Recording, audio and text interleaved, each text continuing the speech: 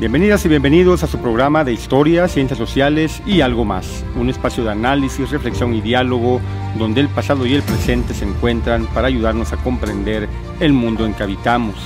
A lo largo de 30 minutos exploramos hechos históricos y problemáticas contemporáneas desde la mirada crítica de la historia y las ciencias sociales. Porque entender los procesos, contextos y actores que los construyen es esencial para interpretar la realidad que nos rodea. Aquí no solo hablamos del qué pasó, sino también del por qué, para qué y qué sigue. Esto es de historia, ciencias sociales y algo más. Comenzamos.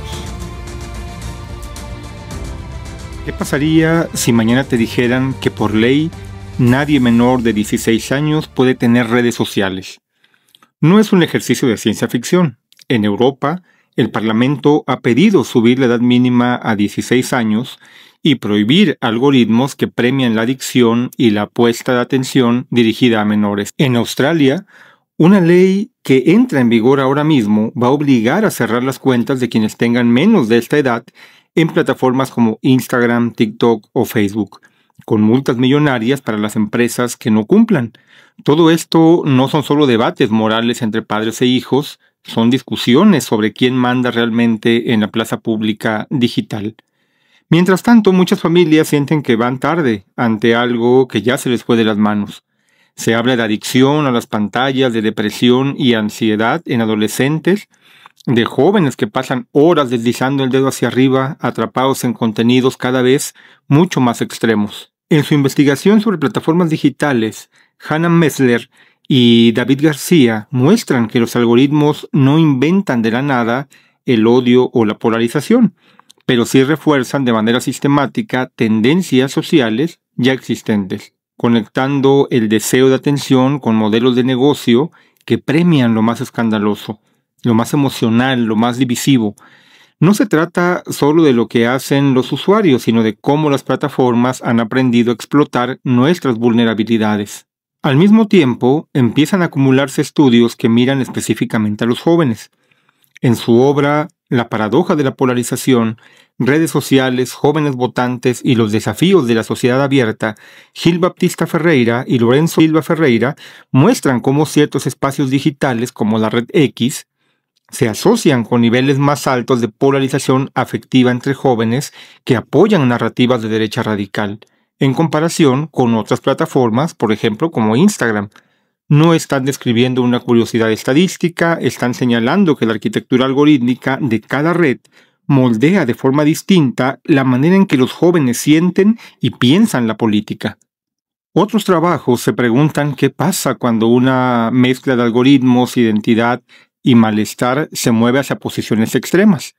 Jotam Rosner, en su análisis sobre radicalización juvenil y redes sociales, muestra cómo las burbujas de filtro creadas por algoritmos que nos dan lo que nos gusta, como solemos pensar, van cerrando el horizonte y reforzando un discurso de nosotros contra ellos, que pueden derivar en formas de odio, misoginia o incluso violencia política. Lo inquietante es que muchas de esas trayectorias no empiezan en la marginalidad, sino en jóvenes aparentemente normales, hay que ponerle comillas, que van reordenando su mundo a partir de lo que el algoritmo decide ponerles enfrente. Y sin embargo, incluso la literatura más crítica advierte que no basta con culpar a los jóvenes. Muchos estudios, insisten en que el problema está en la forma en que las corporaciones han diseñado estos sistemas para maximizar el tiempo de atención y la monetización de los datos, más que el bienestar individual o la calidad de la conversación pública. En Europa el debate en torno a la ley de servicios digitales apunta precisamente a esto. No solo a proteger a los menores, sino a imponer obligaciones concretas a las plataformas sobre transparencia algorítmica, reducción de riesgos sistemáticos y límites al rastreo comercial de los niños. Es un giro interesante, porque desplaza la mirada de la culpa individual hacia la responsabilidad estructural de las propias corporaciones. En este episodio de Historia, Ciencias Sociales y algo más, quiero invitarte a pensar este problema con calma, sin caer ni en el pánico moral ni en la ingenuidad tecnófila. Vamos a preguntarnos qué hay detrás de esa ofensiva para sacar a los menores de las redes ¿Qué nos dicen los estudios sobre cómo los algoritmos están moldeando la opinión pública y los imaginarios de los jóvenes? ¿Y qué continuidad existe entre las viejas formas de adoctrinamiento ideológico, porque siempre las ha habido, y las nuevas ecologías digitales? Sobre todo, quiero que nos preguntemos juntos si el foco debe estar en quitarle el celular al adolescente o en exigir responsabilidad a quienes diseñan y se benefician de estos sistemas. Soy José Gavino Castillo Flores y elegimos este tema porque hoy, quizá más que nunca, necesitamos entender cómo las redes sociales están moldeando no solo el acceso a la información, sino la forma en que los jóvenes de todo el mundo construyen su identidad, su visión política y sus imaginarios del futuro. Hablamos de esto porque es un problema que une lo histórico con lo contemporáneo, lo personal con lo estructural, y porque las humanidades y las ciencias sociales tienen algo urgente que decir sobre la manera en que los algoritmos están reorganizando nuestras vidas. Te propongo recorrer este tema en 3 pasos. Primero, mirando la historia larga de cómo los poderes políticos y económicos han intentado moldear ideologías y emociones colectivas. Después, entrando al corazón de los algoritmos y las redes sociales. Y, finalmente, pensando posibles salidas que no pasen solo por controlar a los jóvenes, sino por transformar las reglas del juego. Si miramos un poco hacia atrás, nos damos cuenta de que la idea de manipular imaginarios no nació con TikTok ni con los algoritmos del presente. Desde principios del siglo XX, los grandes medios fueron pensados como herramientas para moldear las emociones, deseos e ideologías. No es casual que después de las guerras mundiales la palabra propaganda se hiciera tan central. En su análisis sobre el siglo XX, el libro colectivo Medios y Propaganda en la era de la desinformación, editado por Nelson Ribeiro y Barbie Selicer, muestra cómo los estados y las empresas aprendieron a usar prensa, radio y cine para producir una sensación de unidad, miedo o entusiasmo según les convenía. Y cómo esa lógica no ha desaparecido, solo ha cambiado de formato. Uno de los momentos más claros es el de la propaganda política y militar entre las décadas de 1920 y 1940. En el libro Propaganda, Política y Cine, el historiador Nicholas Pronay analiza cómo distintos gobiernos usaron el cine para educar y al mismo tiempo disciplinar a la población en clave nacionalista. La combinación de imágenes impactantes, música y relatos heroicos no solo contaba lo que estaba pasando, sino que enseñaba cómo se debía de sentir. Aquí ya aparece algo clave para nuestro tema de hoy. El medio no solo informa, también organiza sentimientos, resentimientos y esperanzas.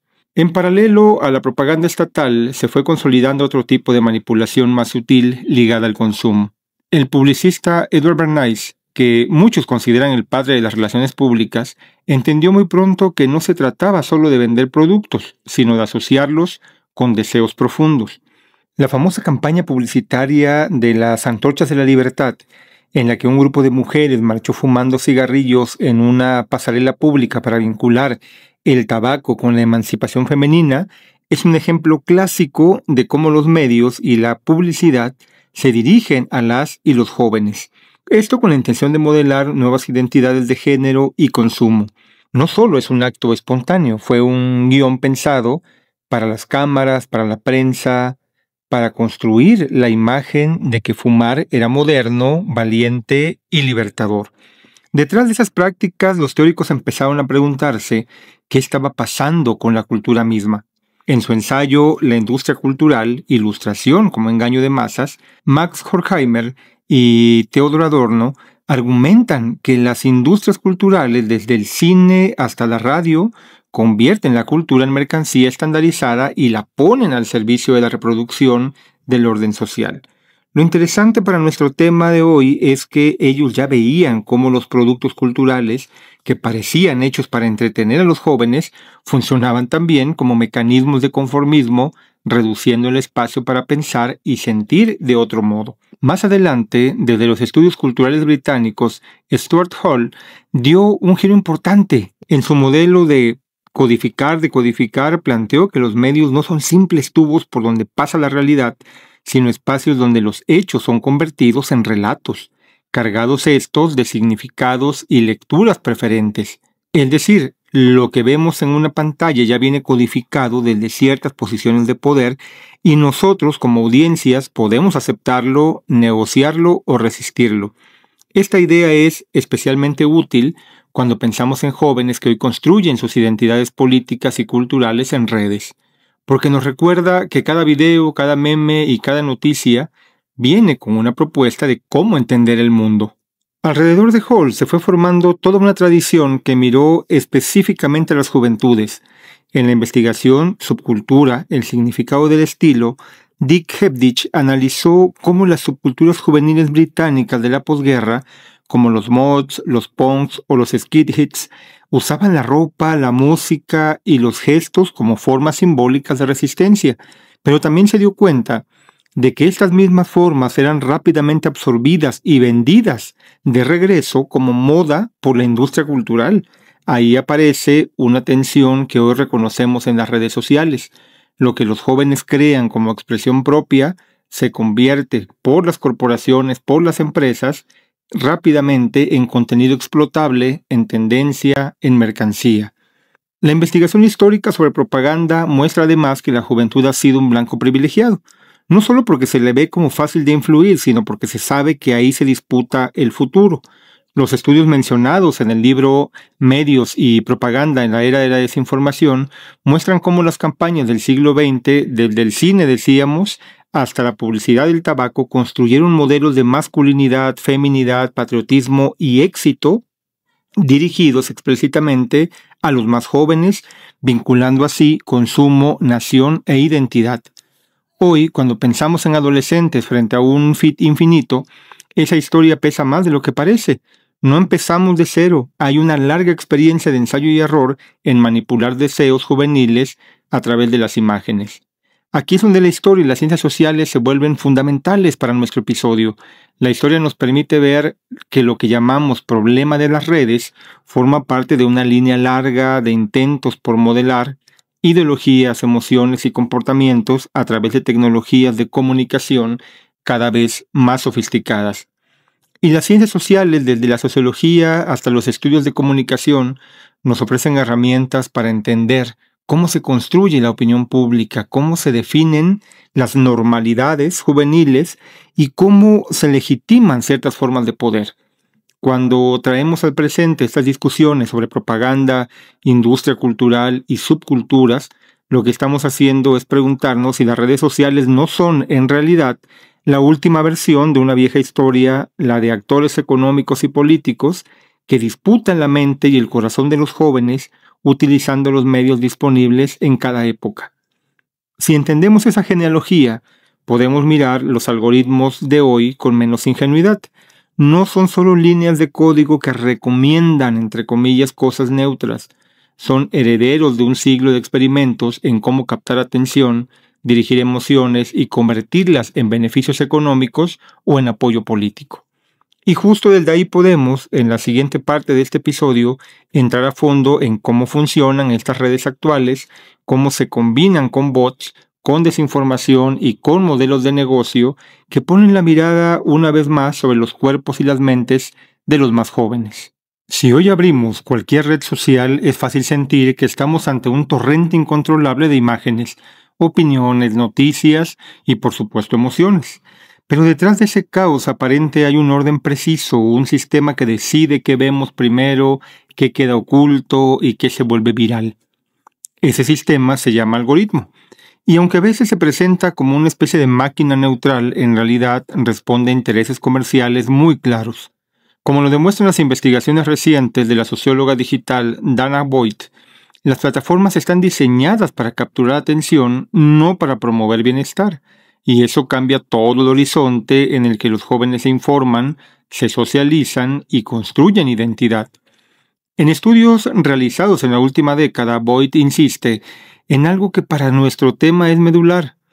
No es que los jóvenes sean ingenuos o poco críticos, como a veces se les señala. Es que las plataformas han sido creadas para maximizar la permanencia, la emoción intensa y la conexión constante. Cuando alguien desliza un video tras otro, no está tomando una decisión totalmente libre. Está respondiendo a un diseño que premia lo que llama la atención emocional de manera inmediata. Y ese diseño, nos dice ella, rara vez se piensa en función de la salud mental de quienes son más vulnerables, sino de la rentabilidad. Por eso también es un poco ingenuo cuando pensamos que nosotros engañamos al algoritmo. No, el algoritmo nos manda exactamente lo que necesitamos ver para mantenernos más tiempo frente a la pantalla. A esta estructura ya problemática se sumó en 2020 un fenómeno que todavía no terminamos de procesar: la pandemia. Y aquí es muy importante detenernos porque las corporaciones tecnológicas aprovecharon ese momento para construir un relato público que desplazaba la responsabilidad. Estudios recientes en sociología de la tecnología, como los de Safiya Umoja Noble, quien analiza críticamente los sesgos algorítmicos en su obra Algoritmos de opresión, muestran cómo durante la pandemia las empresas de redes sociales enfatizaron que el consumo excesivo, la ansiedad y los cambios emocionales en los jóvenes se debían al encierro, al aislamiento, a la crisis sanitaria. Según ese discurso, la gente estaba deprimida por la pandemia, no porque las plataformas multiplicaran contenido extremo, reforzaran burbujas de información o permitieran publicidad segmentada que explotaba el miedo y la incertidumbre. Pero lo que la investigación académica ha demostrado es mucho más complejo. Por ejemplo, análisis de Jonathan Haidt y Jean M. Twenge, aunque discutibles en algunos puntos metodológicos, coinciden en que el incremento de malestar emocional entre jóvenes no aparece recién en 2020, sino que muestra una curva ascendente desde mediados de la década de 2010, en que, paralelo al auge de plataformas como Instagram y TikTok, podríamos decir que la pandemia aceleró algo que ya estaba ocurriendo, pero no lo originó. Y eso nos invita a hacer una pregunta incómoda: ¿por qué las corporaciones insisten tanto en culpar a la pandemia? Diversos autores del campo de la comunicación política y la economía digital apuntan a la misma respuesta. Aceptar responsabilidad implicaría modificar los modelos de negocio, significaría limitar el uso de datos personales, reducir la publicidad personalizada, transparentar algoritmos y priorizar el bienestar sobre la retención de usuarios. Medidas que, por supuesto, afectan ganancias multimillonarias. Por eso, durante esos años, muchas empresas hablaron de uso excesivo involuntario por culpa del confinamiento, evitando discutir cómo sus plataformas estaban llenas de bots, granjas de contenido y mecanismos de viralización que intensificaban la desinformación en tiempo real. La presencia de bots, un tema estudiado a fondo por investigadores como Philip N. Howard y el Oxford Internet Institute, muestran otro ángulo inquietante. Buena parte de lo que circula en redes no proviene de personas reales. Hay ejércitos de cuentas automatizadas diseñadas para sembrar confusión, crear identidades políticas artificiales, reforzar discursos extremistas o aparentar consensos que no existen. Cuando un adolescente se encuentra con miles de mensajes que repiten lo mismo, puede creer que está ante un movimiento auténtico, cuando en realidad responde a estrategias coordinadas de propaganda digital. Las ciencias sociales nos ayudan a ver que este fenómeno no aparece de la nada. Surge de una combinación entre lógicas económicas, tecnologías digitales y procesos sociales más amplios. La sociología de la comunicación, por ejemplo, ha demostrado que la opinión pública nunca ha sido simplemente lo que piensa la gente, sino una construcción donde influyen medios, instituciones, algoritmos y hoy, además, actores opacos que buscan moldear percepciones mediante la desinformación. Y cuando introducimos la variable juvenil, todo se vuelve más delicado. Los jóvenes están en una etapa de exploración identitaria, quieren pertenecer, quieren entender el mundo, quieren tener su propia voz. Las plataformas lo saben y diseñan entornos que capitalizan esa búsqueda. Contenido emocionalmente intenso, discursos de identidad, comunidades con fronteras claras, sensaciones de exclusividad o revelación. Además, vivimos en un ecosistema donde la información falsa circula más rápido que la verdadera. No es un cliché.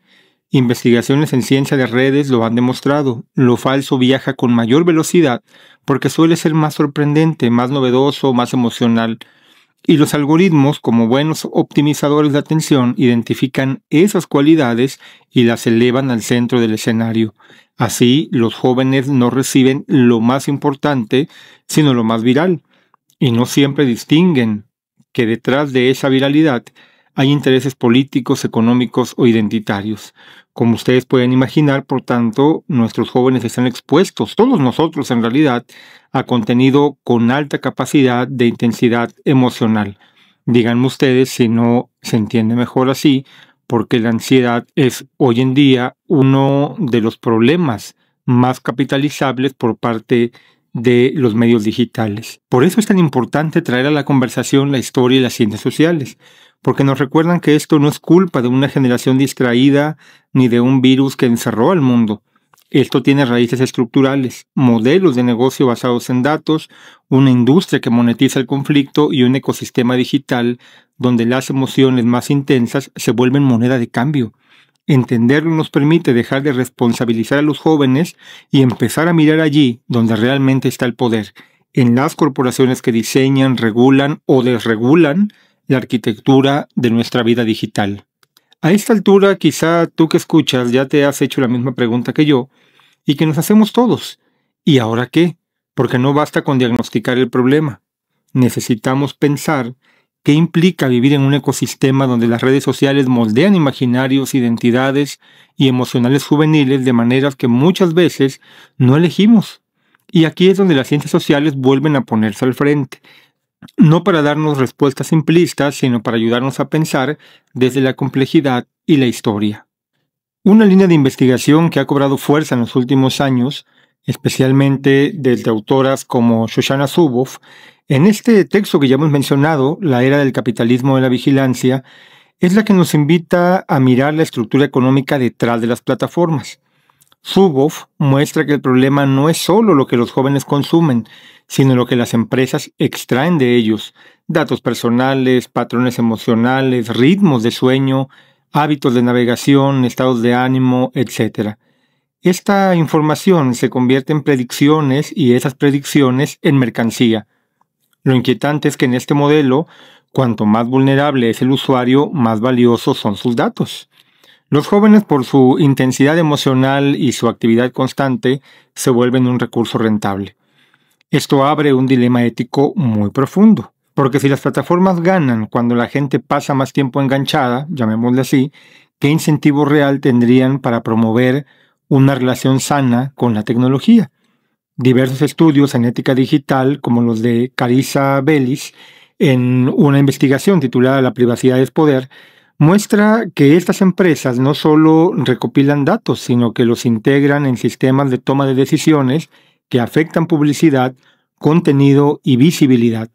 Y ese ordenamiento sutil, casi invisible, es parte de lo que hace que ciertos discursos extremistas se amplifiquen, que algunos cuerpos sean más vigilados que otros o que ciertas identidades circulen con más fuerza que otras. Pero junto a este diagnóstico estructural necesitamos mirar también las consecuencias sociales y afectivas. Investigaciones sobre bienestar digital en contextos juveniles, como los de Sonia Levingston, han subrayado que los jóvenes no son meras víctimas pasivas, son actores que negocian, reinterpretan y crean significados. Sin embargo, estas capacidades no ocurren en el vacío, dependen de la educación que reciben, del nivel de desigualdad en el que viven, de la disponibilidad de espacios seguros, digitales y no digitales, y de los recursos con los que cuentan para interpretar lo que ven. Esto quiere decir que el impacto de los algoritmos no es igual para todos. No es lo mismo crecer en un entorno donde hay discusiones críticas sobre información y política que hacerlo en un contexto donde el teléfono es el único puente con el mundo. Las ciencias sociales nos ayudan a ver justamente esto, que los efectos de las redes no se distribuyen de manera homogénea, que influyen más en quienes están más solos, más expuestos o más desprovistos de referentes alternativos. Y que las plataformas, aun cuando reconocen esta desigualdad, han preferido explicarla diciendo que la pandemia aumentó la depresión juvenil, como si ese incremento fuera ajeno a la intensidad algorítmica, a la presión por la imagen corporal, a la lógica de comparación permanente o al bombardeo de contenido emocional extremo. Este desplazamiento de responsabilidad, culpar al contexto en lugar de al modelo de negocio, es una estrategia que ya conocemos en otras industrias: el tabaco, el alcohol, la comida ultraprocesada, etc. Lo novedoso es que en el caso de las redes, la materia prima no es un producto físico, sino nuestra atención. Ahora bien, ¿hay salidas posibles? Sería una pregunta importante hacernos. Bueno, algunas investigaciones apuntan hacia la regulación. La Unión Europea, con la Ley de Servicios Digitales, está intentando poner límites claros, algo que no le gusta, por cierto, al presidente de cierto país muy poderoso en el mundo. Transparencia algorítmica, prohibición de publicidad personalizada para menores, auditorías independientes, etc. Otros lugares exploran restricciones por edad o controles de verificación, aunque estos últimos, como hemos visto, plantean serias tensiones con la privacidad. Ese es el problema. Y en América Latina empiezan a surgir iniciativas que buscan articular alfabetización digital crítica con políticas de bienestar mental. Sin embargo, la regulación por sí sola parece que no alcanza. Las ciencias sociales enseñan que los problemas estructurales rara vez se resuelven solo con leyes. Necesitan cambios culturales. Y aquí volvemos a la historia. Nunca ha habido un medio que no generara ansiedad moral. El cómic, la radio, el cine, la televisión. Siempre hubo preocupación sobre cómo influían en los jóvenes. Lo que distingue nuestra época es que ahora los medios son personalizados, predictivos y masivos a una escala inédita. Nunca antes una empresa supo tanto sobre los pensamientos íntimos de millones de jóvenes al mismo tiempo. Por eso, quizá la salida no está solo en apagar el teléfono, ni en prohibir las redes, ni en culpar a quienes las usan. Tal vez esté en recuperar algo más profundo, la capacidad de pensar críticamente sobre el mundo que nos rodea. Por eso apelamos tanto a la necesidad de las humanidades y las ciencias sociales en todas las universidades y en los planes educativos. Y ahí es donde tú y yo, y quienes escuchan este episodio, podemos encontrar un espacio común, porque estas disciplinas no sirven solo para entender el pasado, sirven para pensar las preguntas del presente. Nos permiten decir esto que parece nuevo no lo es tanto, esto que parece inevitable puede cambiar, esto que parece natural tiene una estructura detrás. Cuando entendemos eso, dejamos de mirar a los jóvenes como los culpables de la historia y empezamos a verlos como lo que son, protagonistas de una disputa desigual por el sentido, atrapados en un ecosistema que no diseñaron. Y entonces podemos dirigir la mirada hacia arriba, hacia las corporaciones y los modelos que organizan la vida digital. Tal vez ahí empiece, de verdad, la conversación sobre qué significa pensar libremente en un mundo donde hasta el silencio tiene dueño. Así, al llegar al final de este recorrido, quizá podamos ver con más claridad lo que estaba disperso al comienzo. Hoy hablamos de jóvenes, de redes sociales y de algoritmos, sí, pero en realidad estuvimos hablando de algo más profundo, de la disputa por la imaginación, de quién decide qué significa el mundo y quién tiene el poder de moldearlo. Recorrimos una historia larga que nos llevó de la propaganda del siglo XX a la industria cultural y de las subculturas juveniles a la construcción de identidades en la era digital. Y desde ahí entramos al presente, donde la tecnología ya no solo comunica ideas, sino que organiza afectos, filtra relaciones y define qué voces se escuchan y cuáles se relegan. A lo largo del episodio surgieron varias ideas centrales. Una de ellas es la de que los jóvenes no son culpables de estar atrapados en una lógica digital que no eligieron. Son herederos de una estructura diseñada para captar atención, extraer datos y convertir emociones en mercancía. Otra idea fundamental es que las corporaciones han intentado reemplazar su responsabilidad culpando a la pandemia, a la ansiedad juvenil, a la hiperconexión, como si fueran fenómenos aislados y no consecuencias de un sistema que lleva años intensificando su presencia en la vida cotidiana. Y una tercera idea, quizá la más importante, la de que nada de esto puede comprenderse sin la mirada histórica y sin el rigor de las ciencias sociales. Solo así podemos ver que no enfrentamos un problema nuevo, sino la última versión de una disputa muy antigua entre quienes buscan influir y quienes tratan de vivir en libertad. También hablamos de los riesgos del presente, la desinformación que circula más rápido que la verdad, los bots que inflan conversaciones y crean consensos ficticios, la lógica algorítmica que amplifica lo extremo por encima de lo matizado, etc. Pero al mismo tiempo vimos que hay puntos de resistencia. regulación que empieza a emerger, las investigaciones que señalan dónde está realmente el poder, los esfuerzos por comprender cómo se forman los imaginarios juveniles y qué herramientas críticas necesita cada generación para enfrentarlos.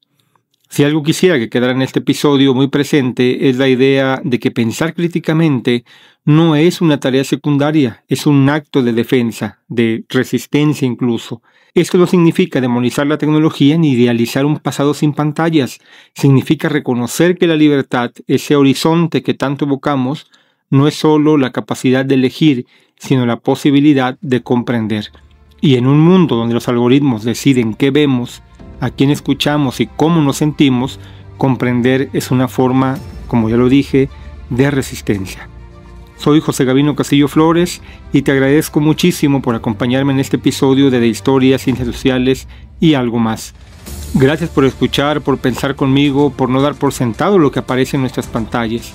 Te invito a seguir reflexionando sobre estos temas, a no normalizar lo que debe ser discutido y a mantener viva la pregunta por el mundo que estamos construyendo. Nos escuchamos en un próximo episodio. Hasta pronto.